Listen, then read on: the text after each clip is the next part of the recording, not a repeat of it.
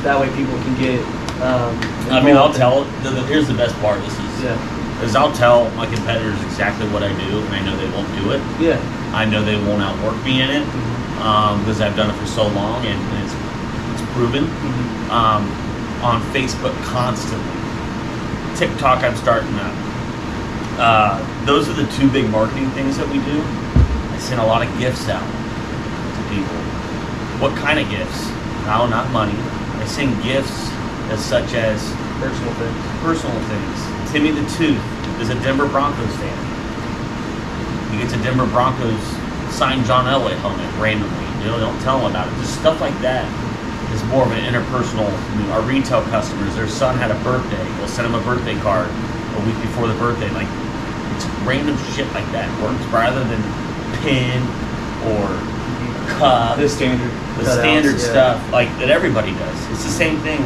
Everybody cares about their customers. Everybody does a good job. Well, if everybody did, businesses wouldn't go out of business. Yeah, right? exactly. So that's kind of the marketing. I take a different approach to it. It's not your conventional marketing. It's not, our email marketing is not that good. People don't check their emails. Yeah, and that's why we also transition a lot. Facebook is where it's at. Yeah. I mean, it just is what it is, and I'm surprised that people don't do it. Yeah. And the way that I build our Facebook page with the money I put on it and spend, it's too late for something. Yeah. It is. We are starting to change. I'm pissed about myself for TikTok. I should have used it a long time ago. I didn't want to change. I thought it was for 18-year-old girls who want to shake their ass.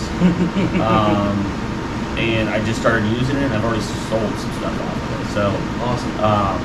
I don't know how to use it that well. That's the thing. And there's a lot of tools that I don't get it. So I'm working on that. This is different ways to market too.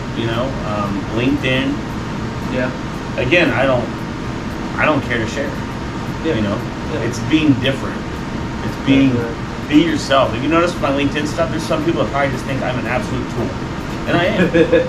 But I'm myself at the same time. I come with a different approach. I come with big jokes a little bit. Like, everybody's just got to relax. Yeah. Like, get out of your suit and tie, be yourself, relax. People resonate to you.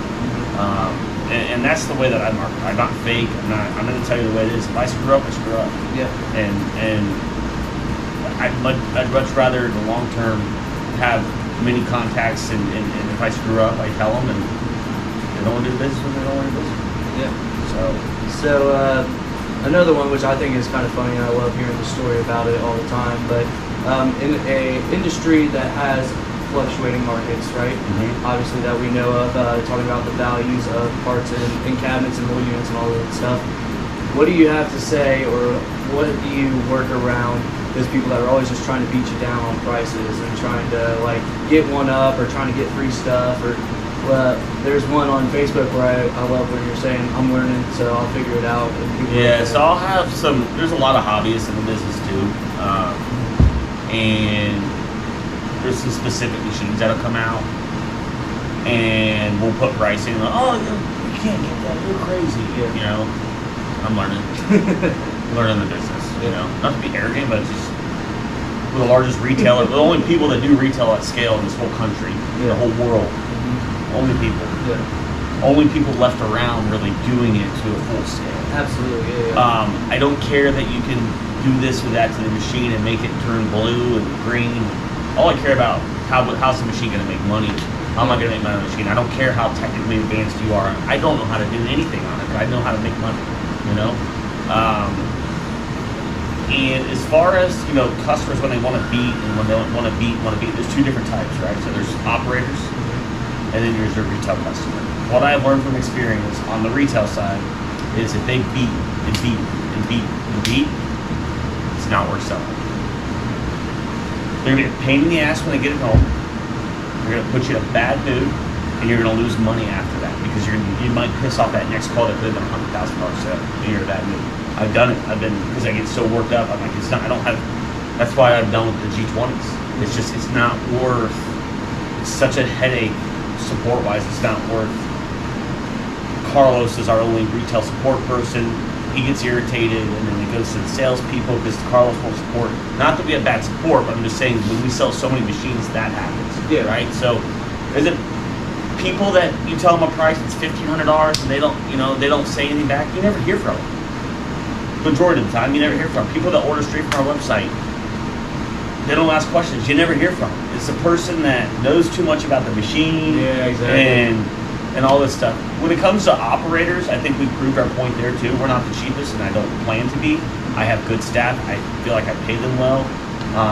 If you're operating overseas and you want to save 5%, but your people that you have are making you send printers back and $100 parts back, how much money are you losing? Yeah, exactly. You know, how much money as an operator are you losing? And not only in fees, but in downtime. Just in downtime of the machine. And we're going to send machines that are going to have issues when they get there. It's part of the... Yeah.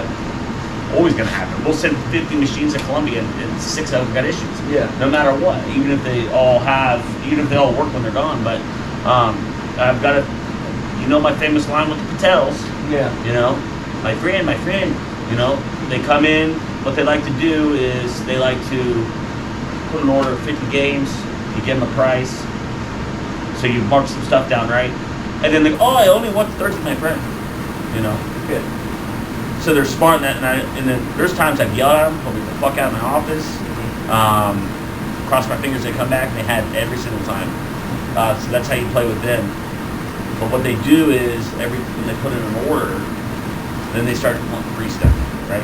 Free stands, free delivery, free parts, free paper. So my response is, when I get gas at your gas station, do I come in and ask for free Doritos, free donuts, free gum?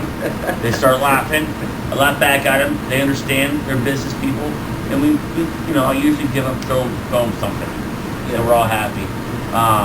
But you just gotta learn how to read people too. You know, again, on the retail side, if somebody's just beaten, it's just not worth it. Yeah. You know, we're not starving. Luckily, we're not. It's not worth it. You know, now if it's a $10,000 machine for retail, I'll take the headache.